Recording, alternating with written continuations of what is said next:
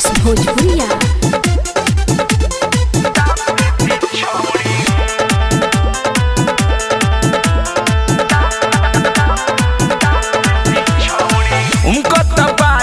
छौड़ी तू गाँव में नाची आइल बाड़ी हमारे तू गाँव में छौड़ी उनको तो बाड़ी रे छौड़ी तू गाँव में नाची आइल बाड़ी हमारे तू गाँव में घर से आईनी ह दौरी हमर बाबू देखत हवा नाता दाप देती छौड़ी हमर बाबू देखत हवा नाता दाप देती छौड़ी।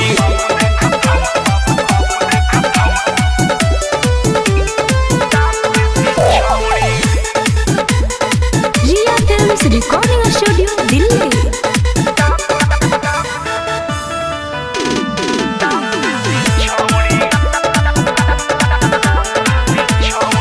इतना दहिया में देहना ठेकाव तू अभी बच्चा के राख ले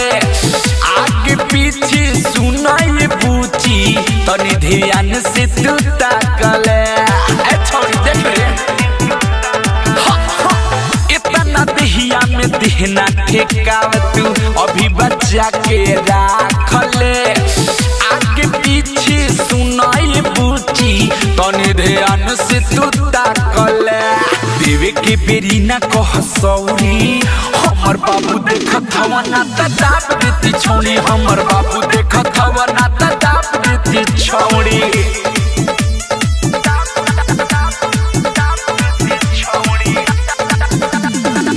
म्यूजिक बाय विकेश भोजपुरिया।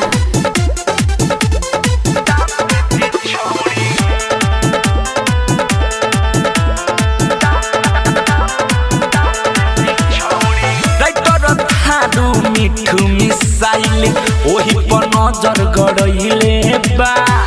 तोरा जैसन के सुन रे पतर की मुँह में कता ना धरइले बा